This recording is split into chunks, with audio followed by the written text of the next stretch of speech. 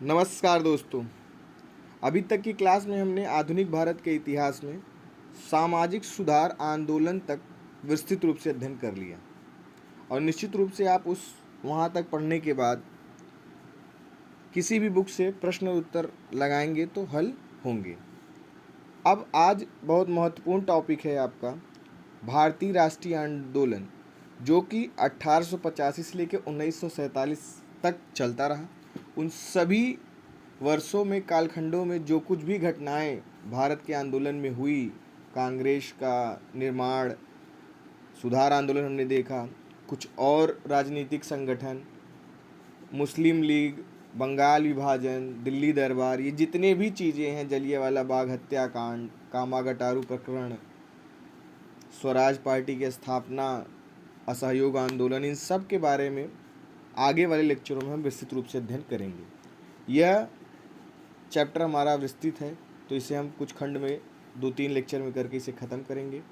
बहुत लंबी वीडियो हम जानबूझ के नहीं बनाते, जिससे आपको पढ़ने में आसानी हो, क्योंकि आप और भी सब्जेक्ट पढ़ते हैं, लेकिन आप वीडियो बहुत नहीं देख रहे हैं, ये आपकी गलती है। आप देखेंगे तो निश्चित रूप से इससे आपको हेल्प मिलेगी।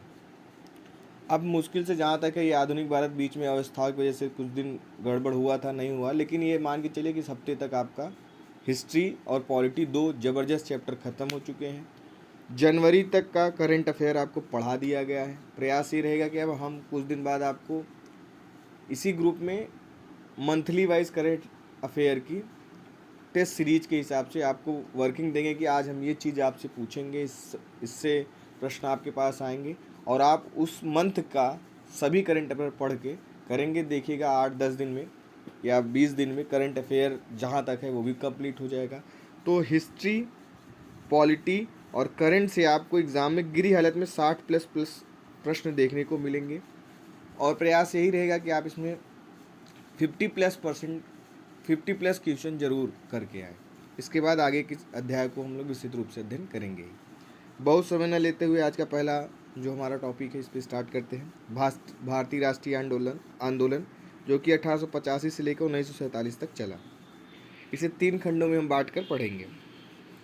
यह एक लंबे समय तक संचालित रहता है। इस आंदोलन की औपचारिक शुरुआत कहाँ से होती है? 1885 ईस्वी में, कब? भारतीय राष्ट्रीय कांग्रेस की स्थापना के साथ, जो अपनी असफलताओं के साथ आज़ादी तक यानी 15 अगस्त 1947 तक अनवरत चलती रहती है।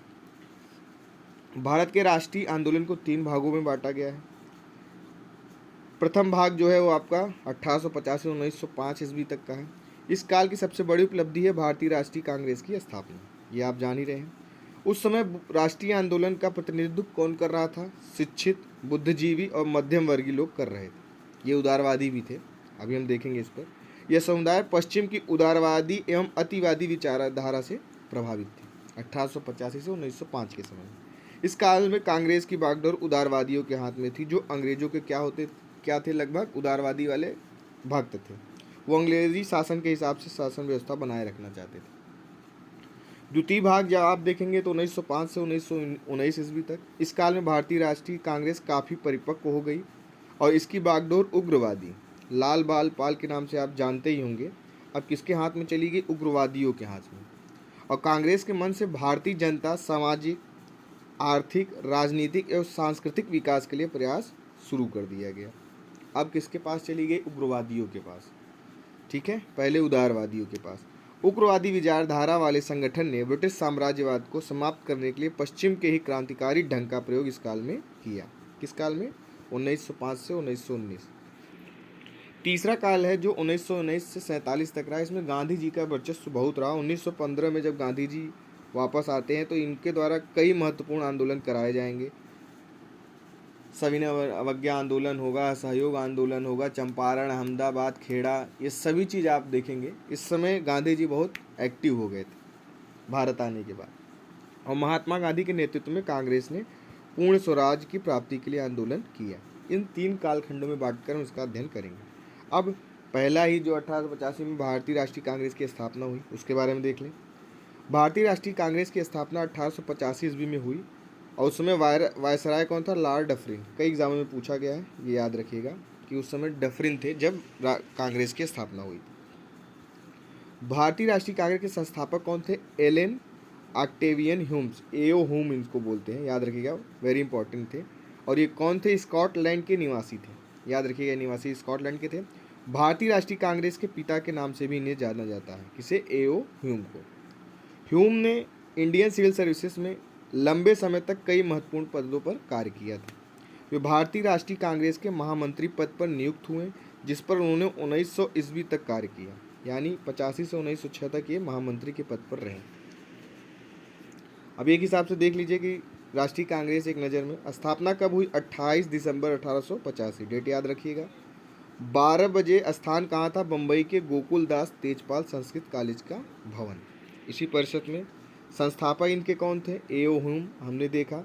जो प्रथम अध्यक्ष हुए थे जो कांग्रेस की, वो कौन थे? व्योम चंद्र बनर्जी, जिसे WC बनर्जी के नाम से जाना जाता है। और द्वितीय अध्यक्ष कौन थे? दादा भाई नौरोजी, ठीक है, दादा भाई नौरोजी, ठीक है। और प्रथम महामंत्री कौन थे? वही एओ ह्यूम।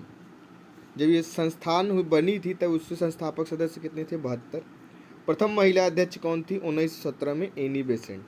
ये भी कई एग्जामों में पूछा गया, ये मोटे मोटे तौर पे एक शॉर्ट में बना दिया गया, याद रखिएगा। हाँ, अब एओ ह्यूम ने भारतीय राष्ट्रीय कांग्रेस की स्थापना से पूर्व कलकत्ता विश्वविद्यालय के स्नातकों को एक मर्म स्पर्शी पत्र लिखा था। और उसमें उन्होंने क्या कहा था कि बिखरे हुए व्यक्ति कितने ही बुद्धिमान तथा अच्छे आशय वाले क्यों न हो, अकेले तो शक्तिहीन ही होते हैं। आवश्यकता है संघ की, संगठन की और कार्रवाइयों के लिए एक निश्चित और स्पष्ट प्रणाली की। यानी इनका बस ये था कि संगठित होकर कार्य प्रणाली पर नज़र रखे, इसलिए इन्होंने कांग्रेस की स्थापना की। एओ ह्यूम ने भारतीय राष्ट्रीय संघ इंडियन नेशनल यूनियन की बम्बई में 25 दिसंबर 1885 ईस्वी को हुई बैठक में व्यापक विचार विमर्श किए के बाद भारतीय राष्ट्रीय संघ का नाम बदल कर क्या इन्होंने रख दिया?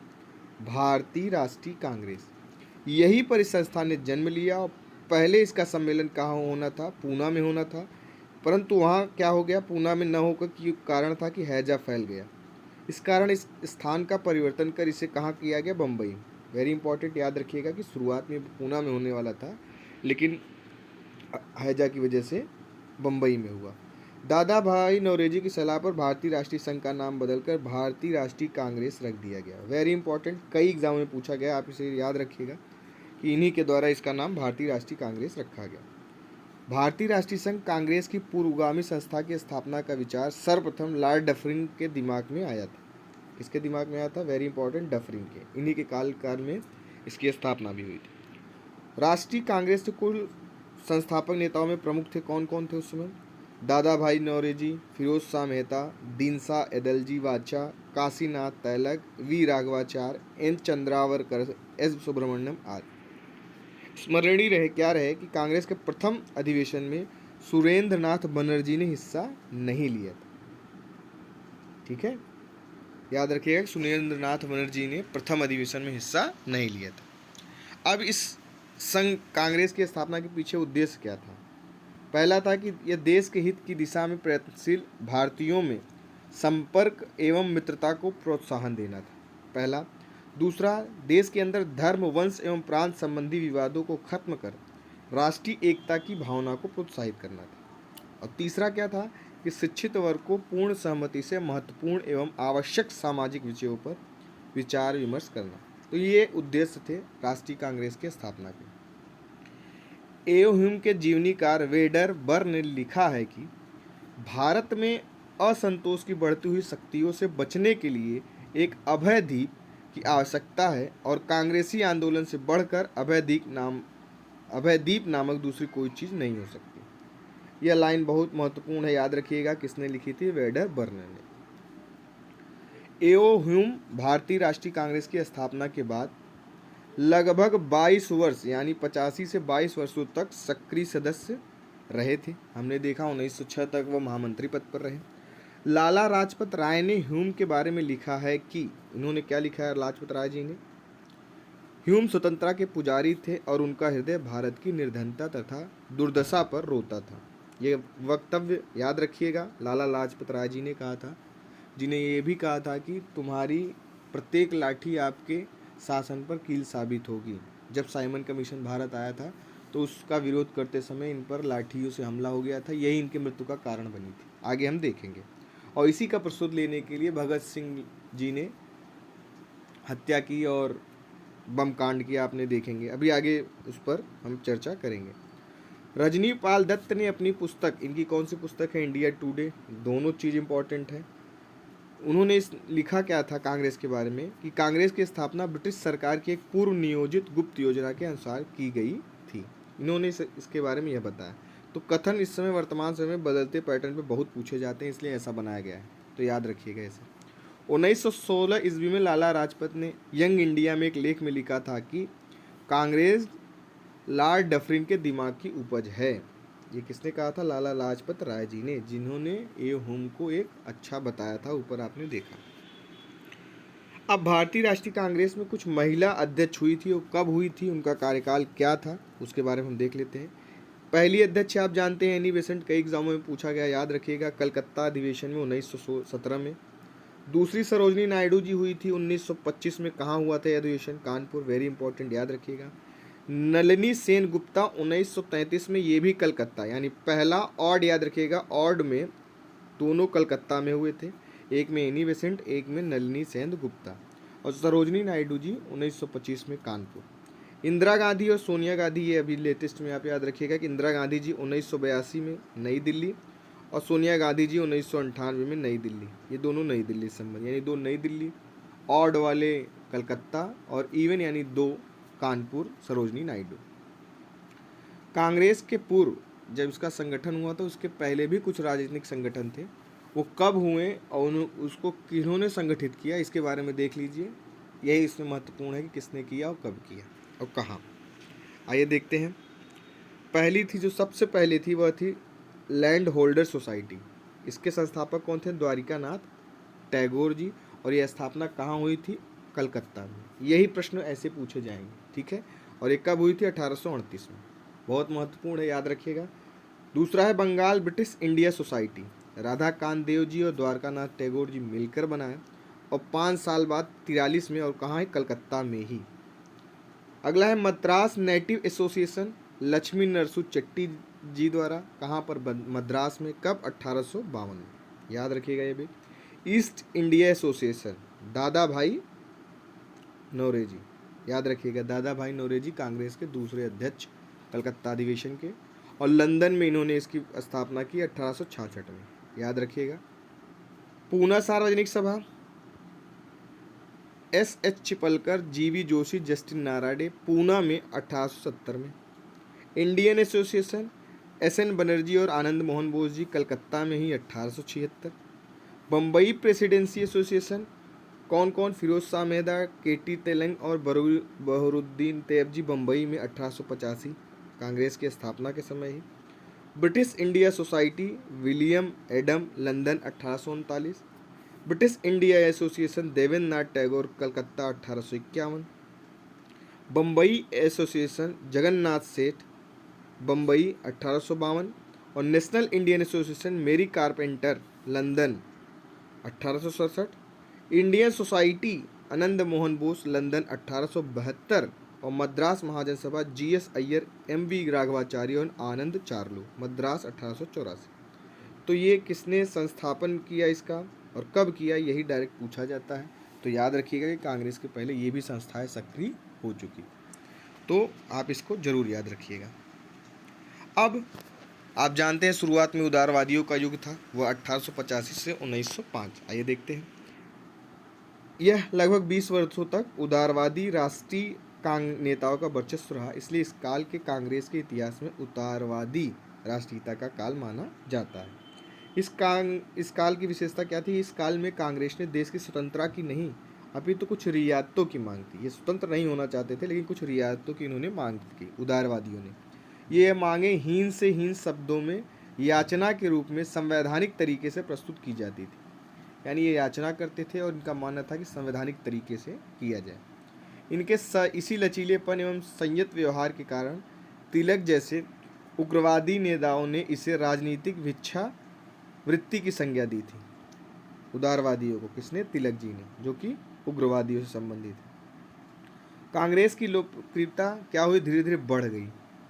जो संस्थापन के समय में तो 72 थी, लेकिन 1890 यानी 5 साल में ही इसकी संख्या कितनी हो गई, 2000 से अधिक लोग इससे जुड़ गए। संस्थापक समय आपने देखा था बम्बई में 72 लोग ही थे। उदारवादी नेताओं को अंग्रेजों की न्यायप्रियता पूर्ण निष्ठा थी, यानी वो अंग्रेजों के अंधभक्त थे, यहाँ ऊपर देखे ही थे, और वे अंग्रेजों को अपना शत्रु नहीं बल्कि मित्र मानते थे।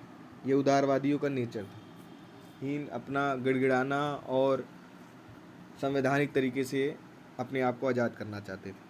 वे प्रार्थना पत्रों, प्रतिवेदनों, स्मरण पत्रों एवं शिष्टमंडलों के द्वारा सरकार के सामने अपनी मांगे रखते थे। तो वेरी इंपॉर्टेंट ये उदारवादियों की नीति थी, इस तरीके से वह अपनी बातें रखते थे। इस काल के राष्ट्रवादी कौन कौन, ताऊ नहीं, राष्ट्रवादी कौन कौन, उदारवादी इसे होता है, राष्ट्रवादी उदारवादी कौन कौन थे? महादेव गोविंद रानडे, फिरोज शाह मेहता, सुरेंद्र नाथ बनर्जी, दीनशाह आचार, व्योमेश चंद्र बनर्जी।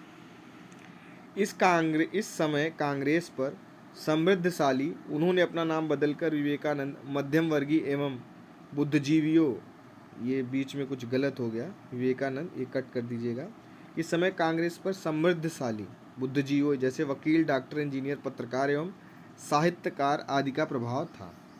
जो उदारवादियों का था, ये एक पढ़ा लिखा वर्ग था, वकील, डॉक्टर, इंजीनियर, पत्रकार, ये सभी उदारवादी थे। इस समय नेता कौन कौन से थे? एओ ह्यूम, दादा भाई नौरोजी, वेडरबर्न, फिरोज शाह मेहता आदि का मानना था कि भारतीय राष्ट्रीय कांग्रेस का इंग्लैंड से अधिक प्रचार किया जा सकता है। अतः इन लोगों ने ब्रिटिश सरकार से 1886 में एक लोक सेवा आयोग नियुक्त करवाया, इन सब के सहयोग से, और 1892 ईस्वी में भारतीय परिषदों का अधिनियम पारित किया गया, आप पॉलिटी में पढ़े होंगे, तथा भारतीय व्यय की समीक्षा के लिए 1896 में वेल्वी कमीशन भी नियुक्त कराया। वेल्वी कमीशन किससे है? 1896 की भारतीय व्यय की समीक्षा के लिए। और परिषद में क्या किया गया था? लोक सेवा आयोग के बारे में। अब बंगाल विभाजन 1905, लॉर्ड कर्जन इस समय यहाँ के ये है भी। 1905 ईस्वी में तत्कालीन गवर्नर जनरल लॉर्ड कर्जन ने प्रशासनिक आधार पर बंगाल विभाजन का निर्णय लिया, जबकि वास्तविक कारण प्रशासनिक नहीं वरन राजनीतिक था। उनका दिखाना था कि प्रशासनिक कारण से, लेकिन वह राजनीतिक रूप से प्रभावित था। इस समय बंगाल की कुल जनसंख्या कितनी थी? 7,85,00,000। इसमें बिहार, उड़ीसा तथा वर्तमान का बांग्लादेश भी शामिल था, मतलब बंगाल विभाजन के समय। बंगाल प्रेसिडेंसी उस समय सभी प्रेसिडेंसियों में क्या थी? सबसे बड़ी थी। अतः एक लेफ्टिनेंट गवर्नर इतने बड़े प्रांत को कुशल प्रशासन देने में असमर्थ था, इसलिए इसका विभाजन इनका मानना था करें। विरोध के बावजूद, इसके विरोध जब इन्होंने कहा विभाजन होगा तो इसका बहुत व्यापक रूप से विरोध हुआ, लेकिन इसके विरोध के बावजूद भी 19 जुलाई 1905 को बंगाल विभाजन के निर्णय की घोषणा की गई। ये डेट याद रखिएगा, घोषणा कब होती है? 19 जुलाई 1905 को, और प्रभावी कब होती है? 16 अक्टूबर। ये दोनों डेट बहुत ही इंपॉर्टेंट है, याद करिएगा। 19 जुलाई को घोषणा की जाती है और 16 अक्टूबर को यह प्रभावी हो जाती है। विभाजन के बाद बंगाल पूर्वी बंगाल के तथा पश्चिमी बंगाल दो भागों में विभाजित हो जाता है, और पूर्वी बंगाल में असम एवं बंगाल पूर्वी के राजशाही ढाका एवं चटगांव जिले मिलाए गए। कहाँ कहाँ? असम, बंगाल और पूर्वी, ढाका वगैरह। और इसकी कुल जनसंख्या कितनी थी? 3,10,00,000। और कुल क्षेत्रफल कितना था? 1,06,540 वर्ग मील। जबकि पश्चिम बंगाल में कौन कौन आया? पूर्व में वो लोग आए, असम, ढाका वगैरह, और पश्चिम बंगाल में बिहार, उड़ीसा तथा वर्तमान का पश्चिम बंगाल शामिल था। इसमें 5,50,00,000 जनसंख्या था, और इस प्रांत का कुल क्षेत्रफल कितना था? 1,41,580 वर्ग मील। विभाजन के दिन जब प्रभावी हुआ, यानी 16 अक्टूबर 1905, ये डेट याद रखिएगा, अब तो याद ही होगा, 2 बार चर्चा हो चुकी। तो इस दिन को शोक दिवस, कई एग्जाम में पूछा गया कि शोक दिवस कब मनाया गया था, तो याद रखिएगा 16 अक्टूबर को शोक दिवस मनाया गया। सुरेंद्र नाथ बनर्जी ने कहा था कि यह निर्णय हमारे ऊपर एक वज्र की तरह गिरा है। यह स्टेटमेंट भी याद रखिएगा कि किसने कहा था कि यह निर्णय हमारे ऊपर वज्र की तरह गिरेगा? सुरेंद्र नाथ बनर्जी ने। विभाजन पर गोपाल कृष्ण गोखले ने कहा कि यह एक निर्मम भूल है। ठीक है, तो ये दोनों स्टेटमेंट याद रखिएगा, गोपाल कृष्ण गोखले जी के और सुरेंद्र नाथ बनर्जी के। बंगाल विभाजन के विरोध में स्वदेशी और बहिष्कार आंदोलन का सूत्रपात हुआ। इसी समय में स्वदेशी आंदोलन और बहिष्कार आंदोलन हुआ। विभाजन के विरोध में इस आंदोलन की एक सभा में पहली बार 60 से 75,000 लोग एकत्र हुए और इस विशाल जनमत को देखते हुए ब्रिटिश सरकार ने विवश होकर 1911 ईस्वी में बंगाल विभाजन को क्या कर दिया, रद्द कर दिया। तो प्रभावी कब हुआ था? 19 जुलाई को घोषणा की गई, 16 अक्टूबर 1905 को प्रभावी हुआ और 1911 में बंगाल विभाजन को रद्द कर दिया। ये तीनों डेट याद रखिएगा।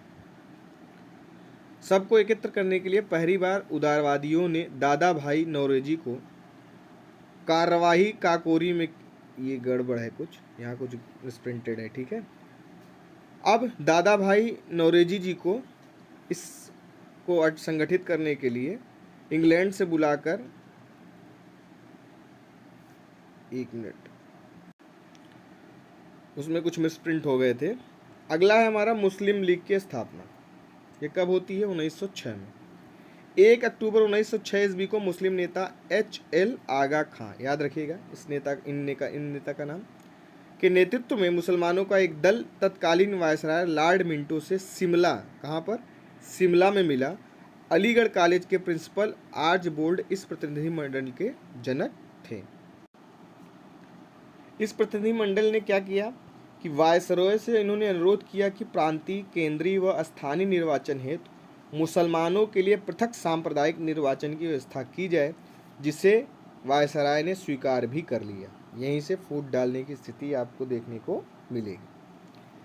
अब इसके फलस्वरूप मुस्लिम नेताओं के ढाका के नवाब सुलीमुल्लाह खां, याद रखिएगा ये नाम, नवाब सुलीमुल्लाह खां के नेतृत्व में 30 दिसंबर 1906 ईस्वी को ढाका में मुस्लिम लीग की स्थापना की गई। किसके द्वारा? नवाब सुलीमुल्लाह खां के नेतृत्व में। अब मुस्लिम लीग के संस्थापक अध्यक्ष कौन थे? सलीमुल्लाह खां थे, जबकि इसके प्रथम अध्यक्ष कौन थे? मुश्ताक हुसैन। कहाँ हुआ? ढाका में 1906 में। किस लिए हुआ था? कि अलग से एक प्रतिनिधि चुनाव में अपना यह सांप्रदायिक निर्वाचन व्यवस्था यह चाहते थे, ठीक है। अब मुस्लिम लीग ने अपने 1908 ईस्वी के अमृतसर अधिवेशन में जो मुसलमानों के लिए पृथक निर्वाचन मंडल की मांग की, उसे 1909 ईस्वी में मार्ले मिंटो का प्रस्ताव बना और 1909 ईस्वी में मार्ले मिंटो सुधार के द्वारा प्रदान कर दिया गया। ये भी याद है, जो पॉलिटी पढ़ेंगे तो उसमें भी है, पढ़ाया भी गया है आपको। 1916 ईस्वी में कांग्रेस के लखनऊ अधिवेशन में मुस्लिम लीग का कांग्रेस के साथ क्या हो जाता है? एकीकरण हो जाता है। किस अधिवेशन में? लखनऊ में, जो विभाजित होते हैं। और इस समय अध्यक्ष कौन थे? अंबिका चरण मजूमदार। कई एग्जामों में पूछा गया है, तो ये दोनों चीज़ याद रखिएगा। अब कांग्रेस का इसी समय कहाँ होता है? कलकत्ता में अधिवेशन होता है। और कांग्रेस के 1906 ईस्वी में हुए कलकत्ता अधिवेशन में नरम और गरम दल में क्या हो गया? अब मतभेद उत्पन्न हो गया। गरम दल क्या चाहते थे? कि बाल गंगाधर तिलक को कांग्रेस का अध्यक्ष बना दिया जाए, जबकि उदारवादी इसका क्या कर रहे थे? विरोध कर रहे थे। और उदारवादी क्या चाहते थे? कि दादा भाई नौरोजी को अध्यक्ष बना दिया जाए। इसलिए इन्होंने इनको इंग्लैंड से बुलाकर कांग्रेस के कलकत्ता अधिवेशन का अध्यक्ष बना दिया और नौरोजी जी के कुशल नेतृत्व में कांग्रेस में होने वाली फूट को बचा लिया। परंतु मतभेद पूर्णतः समाप्त नहीं हुई, जिसका परिणाम 1960 ईस्वी में सूरत के अधिवेशन देखने को मिला। देखिए, अब यही गलत है, 1960 नहीं, इस समय तो इसका वर्चस्व ही पता नहीं कहाँ चला गया। 1907 याद रखिएगा, 1907। ये मिसप्रिंट है कुछ, इसे सही कर लीजिएगा। वीडियो इसीलिए कहते हैं देखेंगे तो आपको आसानी होगी। कांग्रेस का सूरत अधिवेशन 1907। कांग्रेस का सूरत अधिवेशन 27 दिसंबर 1907 को कहाँ हुआ? ताप्ती नदी के किनारे आयोजित किया गया यह अधिवेशन। और इस अधिवेशन में कांग्रेस की फूट सबके सामने उजागर हो गई, जिसे कलकत्ता में दादा भाई नौरोजी जी ने सफलतापूर्वक दबाया था। सूरत अधिवेशन में उग्रवादियों ने कांग्रेस का अध्यक्ष पहले तिलक को तथा बाद में लाला लाजपत राय को बनाना चाहा, लेकिन उदारवादी दल ने डॉक्टर रास बिहारी बोस को अधिवेशन का अध्यक्ष बना दिया।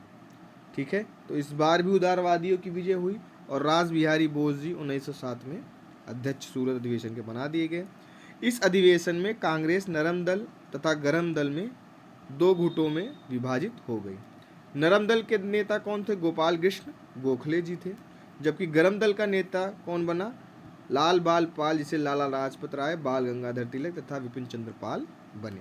और 1916 में सूरत अधिवेशन में जो फूट पड़ी उसे कांग्रेस के लखनऊ अधिवेशन में पुनः दोनों दल में आपस में विलय कर लिया। और इसका कौन थे इस समय, इनके इस काल के समय अध्यक्ष? मजुमदार जी। अब अगला है कि सूरत की फूट पर एनी बेसेंट जी बहुत महत्वपूर्ण होम रूल आंदोलन इनके द्वारा चलाया गया। थियोसॉफी सोसाइटी जो समाज सुधार में देखा आपने, उसकी संस्थापना भी उनके बाद में ये अध्यक्ष बनी। बाद में ईसाई से इन्होंने हिंदू धर्म अपनाया। सूरत की घटना कांग्रेस के इतिहास में सबसे अधिक दुखद घटना है। ये स्टेटमेंट एनी बेसेंट जी का है, महत्वपूर्ण स्टेटमेंट है, कई एग्जामों में पूछा गया है, याद रखिएगा आप लोग। मार्ले मिंटो सुधार 1909। 1905 ईस्वी में लॉर्ड मिंटो भारत के वायसराय तथा मार्ले भारतीय सचिव नियुक्त किए गए। ठीक है, तो मिंटो वायसराय और मार्ले सचिव थे। इन दोनों के संयुक्त प्रयास सुधारों का भारतीय परिषद अधिनियम 1909 पारित किया गया, जिसे मार्ले मिंटो सुधार के नाम से भी जाना जाता है। मार्ले मिंटो सुधार को राजकीय अनुमोदन के बाद 15 नवंबर 1909 को लागू कर दिया गया। इस अधिनियम के अंतर्गत केंद्रीय तथा प्रांतीय विधानसभाओं के आकार एवं उनकी शक्ति में वृद्धि की गई, इसकी विशेषता थी। लेकिन अधिकांश प्रतिनिधियों का चुनाव अब भी क्या किया गया? अप्रत्यक्ष रूप से किया गया। इस अधिनियम ने भारत में सांप्रदायिकता के बीज बोए, क्योंकि इन्होंने मुसलमानों को अलग से आरक्षण निर्वाचन पद्धति के लिए दिया। मताधिकार में हिंदू एवं मुसलमानों के बीच भेदभाव किया गया, वही बात, और मतदाताओं की योग्यता अलग अलग रखी गई। अतः कांग्रेस ने इन सुधारों का विरोध किया, जबकि मुसलमानों ने इसका समर्थन किया, क्योंकि मुस्लिम लीग की स्थापना ही इन्होंने इसी उद्देश्य पर की थी। इस अधिनियम ने फूट डालो और राज करो की नीति की नींव डाली, जो आगे चलकर भारत का विभाजन का कारण बना। और यही कारण बाद में 1947 तक चरम सीमा पर पहुंच जाता है, और आज हम दो राष्ट्र भारत और पाकिस्तान के रूप में आपके बीच विद्यमान हैं। वायसराय लॉर्ड मिंटो ने लिखा था कि याद रखना कि पृथक निर्वाचन क्षेत्र बनाकर हम ऐसे घातक विष बो रहे हैं जिससे कि फसल बड़ी कड़वी होगी, और आप देख सकते हैं इसका परिणाम भारत और पाकिस्तान का विभाजन। मार्ले मिंटो सुधारों पर कड़ी प्रतिक्रिया व्यक्त करते करते कांग्रेस के उग्रवादी संगठनों ने अपनी क्रांतिकारी गतिविधियां जो उनकी थी उसको इन्होंने बहुत तीव्र कर दिया। इसे दबाने के लिए ब्रिटिश सरकार ने 1911 ईस्वी में राजद्रोह सभा अधिनियम, ये वेरी इंपॉर्टेंट याद रखिएगा, इसके तहत क्या किया गया कि उग्रवादी दल के नेता लाला लाजपत राय एवं अजीत सिंह को गिरफ्तार कर दिया गया। अब दिल्ली दरबार आयोजन होता है इन सब मार्ले मिंटो इतनी बवालों के बाद, और 1911 ईस्वी में इंग्लैंड के सम्राट कौन थे? जॉर्ज पंचम, वेरी इंपॉर्टेंट याद रखिएगा, और महारानी मेरी क्या हुई? ये दोनों भारत आती हैं। इनके स्वागत में दिल्ली में क्या किया गया? एक भव्य दरबार का आयोजन किया गया। उस समय भारत का वायसराय कौन था? लॉर्ड हार्डिंग, याद रखिएगा। दिल्ली दरबार जब हुआ तो कौन था वायसराय? Lord Hardinge. दिल्ली दरबार 1911 ईस्वी में सम्राट जॉर्ज पंचम ने बंगाल विभाजन को रद्द करने की घोषणा की। जब बंगाल विभाजन रद्द हुआ तो कौन था वायसराय? लॉर्ड हार्डिंग, कई एग्जाम में पूछा गया। और बंगाल विभाजन जब हुआ तब कौन था? लॉर्ड कर्जन, 1905, याद रखिएगा ये सब। बंगाली भाषी क्षेत्रों को मिलाकर एक अलग प्रांत की घोषणा तथा राजधानी को कलकत्ता से दिल्ली स्थानांतरित करने की भी इस दरबार में क्या हुई? घोषणा। और याद रहे कि राजधानी का दिल्ली में विधिवत स्थानांतरण कब हुआ था? 1912। ये डेट वेरी इंपॉर्टेंट है, याद रखिएगा। लॉर्ड हार्डिंग भी याद रखिएगा। अब आते हैं गांधी जी का आगमन वर्तमान समय में। 1915 में गांधी जी का आगमन होता है। अब इनका वर्चस्व इसी के समय बीच काल में देखने को आपको मिलेगा। इंग्लैंड से बैरिस्टर यानी वकालत की पढ़ाई करने के बाद गांधी जी भारत वापस आते हैं, किंतु 1894 ईस्वी में दक्षिण अफ्रीका फिर यह चले जाते हैं। ठीक है, और दक्षिण अफ्रीका के अपने 20 वर्ष के प्रवास के दौरान उन्होंने ब्रिटिश सरकार की रंग भेद नीति के विरुद्ध आंदोलन चलाया। ये दक्षिण अफ्रीका में भी आंदोलन चलाते हैं, फिनिक्स आश्रम भी वो वहाँ खोलते हैं, कई काम वो अफ्रीका में भी करते हैं। यहीं पर गांधी जी ने सर्वप्रथम सत्याग्रह आंदोलन भी किया। जनवरी 1955 15 ईस्वी में गांधी जी दक्षिण अफ्रीका से भारत वापस आए, और यहाँ पर उनका संपर्क किससे होता है? गोपाल कृष्ण गोखले, यही इनके राजनीतिक गुरु भी होते हैं। तो राजनीतिक गुरु इनके कौन थे? गोपाल कृष्ण गोखले जी, उदारवादी नेता। गांधी जी के भारतीय राजनीति में प्रवेश के समय ब्रिटिश सरकार प्रथम विश्व युद्ध, ये डेट भी याद रखिएगा, प्रथम विश्व युद्ध कब हुआ? 1914 से 1919 ईस्वी तक उलझी थी, और गांधी जी ने इस सरकार को पूर्ण सहयोग दिया। प्रथम विश्व युद्ध में अंग्रेजों का समर्थन गांधी जी ने किया, और काफ़ी बड़ी संख्या में लोगों को सेना में भर्ती होने के लिए उन्होंने प्रोत्साहित किया। इसी वजह से इनको भर्ती करने वाला सार्जेंट की संज्ञा भी दी गई। तो याद रखिएगा, भर्ती करने वाला सार्जेंट किसे कहा जाता है? गांधी जी को। प्रथम युद्ध के लिए अंग्रेज सरकार का सहायता करने के लिए उन्होंने लोगों से अपील की कि वह अधिक से अधिक सेना में भर्ती हो। गांधी जी का मानना था कि ब्रिटिश सरकार युद्ध की समाप्ति पर भारतीयों को सहयोग के प्रतिफल के रूप में स्वराज्य देगी, इसीलिए इन्होंने लोगों से अपील की कि वह युद्ध में अंग्रेजों की सहयोग करें। अब 1916 ईस्वी में गांधी जी ने अहमदाबाद के पास साबरमती आश्रम की क्या की? स्थापना। कहाँ पर? साबरमती, अहमदाबाद में। अब कांग्रेस का लखनऊ अधिवेशन मजुमदार जी के समय में, आइए देखते हैं। जो सूरत अधिवेशन में फूट पड़ी थी, वह दोनों फूट को कम मिला लिया गया वापस में, नरम गल को। कहाँ? 1916 में। इस दौरान सरकार आतंकवादी कार्यवाहियों के दमन में लगी रही। वहीं मार्ले मिंटो सुधार से हिंदुओं एवं मुसलमानों के बीच खाई गहरी हो रही थी।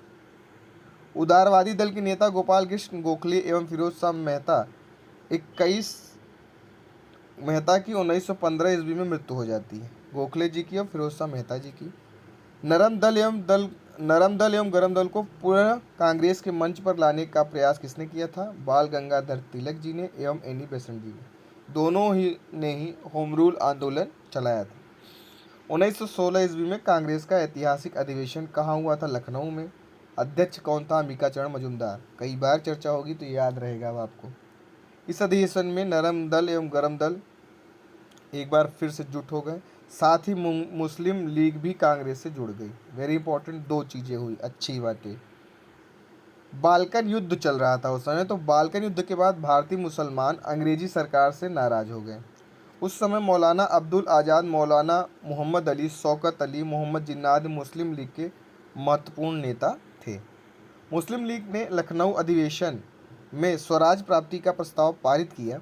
इस समय जिन्ना का कांग्रेस के साथ एक समझौता हुआ, और वो क्या हुआ कि जिसके तहत कांग्रेस ने मुस्लिम लीग की सांप्रदायिक प्रतिनिधित्व की मांग को स्वीकार कर लिया, और आगे चलकर इसका परिणाम भयानक रहा।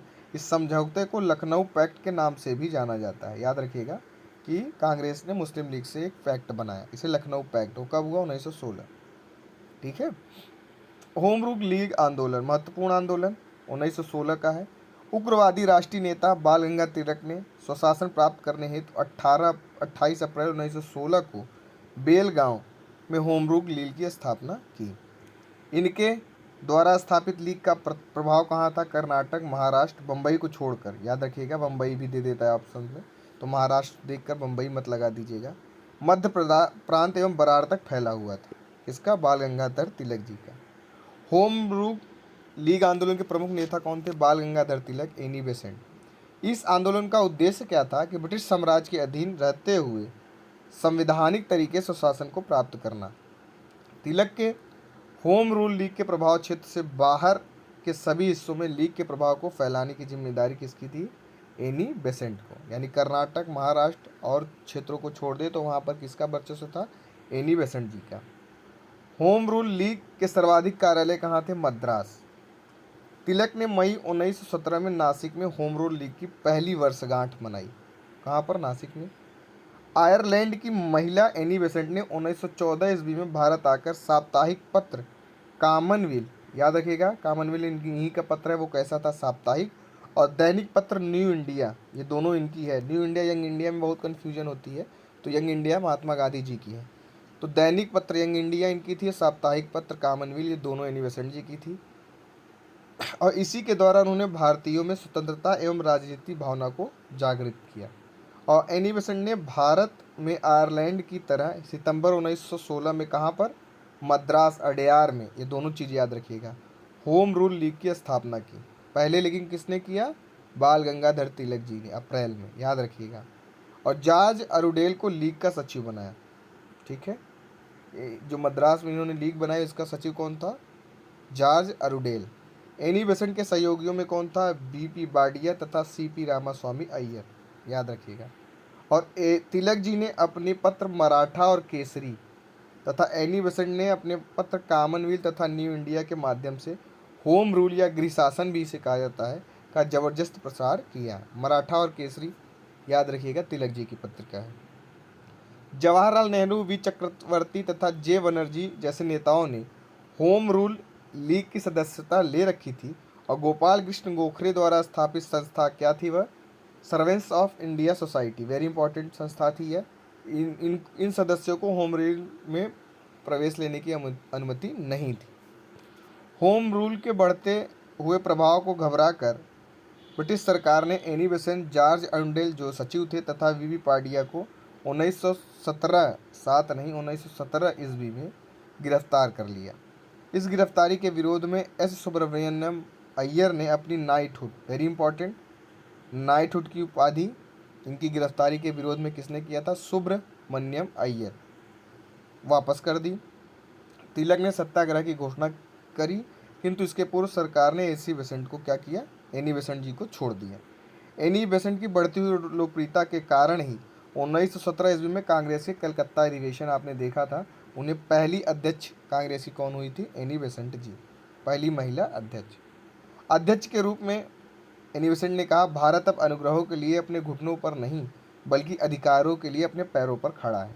वेरी इंपॉर्टेंट, ये इनका कथन है, याद रखिएगा, कई एग्जाम में पूछे गए हैं। भारत सरकार पर चारों ओर से दबाव पड़ने पर भारत सचिव मॉन्टेग्यू ने 20 अगस्त 1917 ईस्वी को ब्रिटिश संसद में इस आशय का एक प्रस्ताव पारित किया जिसमें भारत का उत्तरदायी शासन प्रदान करने की बात की गई। किसने?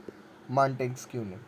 एनी बेसेंट ने 20 अगस्त 1917 ईस्वी को होम रूल लीग को समाप्त करने की घोषणा कर दी। Very important.